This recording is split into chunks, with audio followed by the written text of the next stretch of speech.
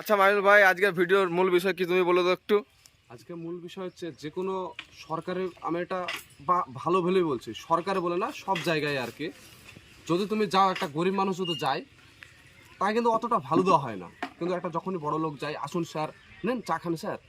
তো আজকের ভিডিওর মূল বিষয় হচ্ছে যে একটা গরিব মানুষ কোনো একটা কাজের জন্য যদি যায় অফিসে, অনেকবার ঘুরাই তাকে, কিন্তু একটা বড়লোক মানুষ গেলে তার কাজ কিন্তু একবারে হয়ে যায়। সেই বিষয় নিয়ে আজকে ভিডিওটা হবে।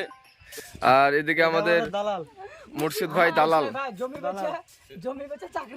দোষ কারণে নাই, এরও তো দোষ নাই, এ তো 5 কাঠা জমি বেচে চাকরি নিয়েছে, ক টাকা বেতন? 6000 টাকা, টাকা তো তুলতে হবে। দোষ এখানে কারণে সিস্টেমের দোষ এখানে পুরো। আচ্ছা আফজাল চাচা, তোমার আজকে পাঠ কি আছে? আমি এটা গ্রামের মেম্বার। ভিডিও শুটিং করার আগেই একটু বোঝানো হচ্ছে আর কি, আমাদের মাইনুল ভাই অফিসে গিয়ে মানে ঘোরাঘুরি করে কিন্তু তার কাজ হয়নি, বাড়িতে এসে এবার ঝামেলা হবে।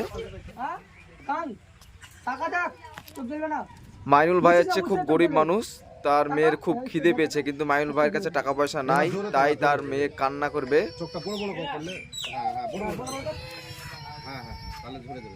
শটটা কিন্তু খুবই সুন্দর দিয়েছে মাইনুল ভাই। অনেক ঘোরাঘুরির পরেও যখন টাকা পয়সা ম্যানেজ করতে পারলো না, আর কোনো উপায় না পেয়ে রাস্তায় শুয়ে পড়েছে আমাদের মাইনুল ভাই। সবাই টাকা পেয়েছে, তুমি কেন জব করে টাকা পাওনি? ওইটাই তো আমার প্রশ্ন, আমি কেন পেলাম না? আমি কাজ করেছি, যারা কাজ করেনি তাদের টাকা অটোমেটিক ঢুকে গেছে, কিন্তু আমার ঢুকেনি কেন? অসুবিধাটা কি?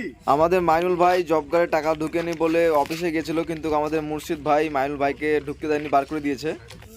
মিথ্যে কথা বলছে। আমি জানা বলছি, এখন আমরা যদি সত্যি কথা বলি সেটাও তো তোদের মিথ্যা লাগবে। গরিব মানুষ অফিসে গিয়ে ঘুরে দিয়েছিস কেন তুই? আমাকে বলতে পারতে। আমার সামনে একজনের টাকা ঢুকালো, আমাকে ঢুকতে দিল না। এই অসভ্য, কি কথা বলছো? এবার আমাদের অফিসে সিন হবে, মাইনুল ভাইকে অফিসে ঢুকতে দেবে না, আর আমাদের ইলামবাড়ি চাচা আছে, চাচা মুর্শিদকে 100 টাকা দিবে, দিয়ে ইলামবাড়ি চাচাকে ঢুকতে দেবে।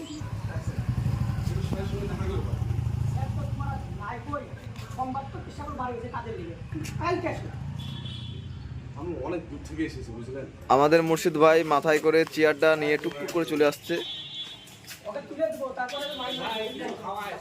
এবার আমাদের মাইনুল ভাই মেম্বারের কাছে এসেছে, আফজাল চাচার কাছে, তার জব করে টাকা ঢুকেনি কেন তাই জিজ্ঞাসা করতে। তারপর আমাদের আফজাল চাচা কি বলছে শোনো তোমরা। টাকা ঢুকবে কি করে? টাকা একলাই খাবো বললে হবে? আমাদের পকেটে না ঢোকালে তোর অ্যাকাউন্টে ঢুকবে?